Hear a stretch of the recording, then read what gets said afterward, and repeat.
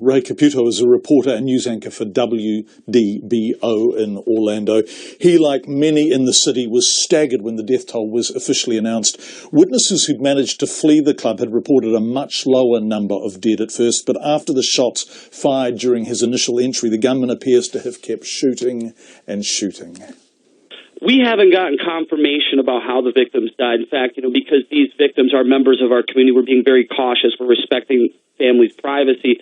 But one thing we do know is that the way this all started, I woke up to hearing 20 people killed, and then that number went up to 50. And when the mayor of Orlando actually announced, that number to the media, everybody gasped. It's just completely shocking. In terms of how these individuals have died, we just know that local media is reporting that, the medical examiners and police are literally stepping over bodies, and there is a lot of bodies still in the club that have not been moved to the medical examiner's office. So just a horrible scene, not only for the families, but the first responders involved. But in terms of how these individuals die, I'm sure those stories will come out. And John, here's something to think about. This is kind of an unprecedented massacre in a sense that all these individuals in this club were on their smartphones. There was a 3-hour time period from when it started to when it finished. There were people holed up.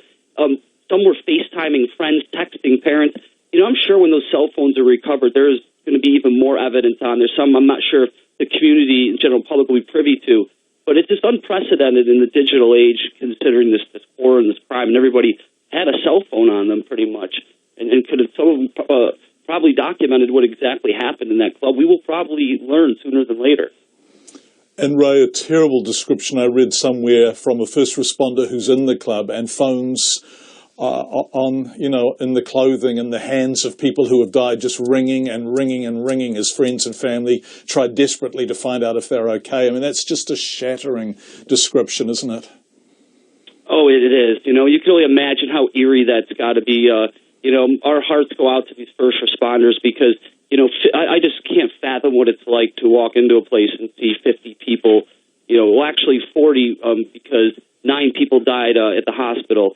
But all these dead bodies, nevertheless, it's just got to be horrific. And the eerie sounds of these phones going off, the desperate attempts of family members trying to get a hold of their loved ones, friends trying to check up on friends.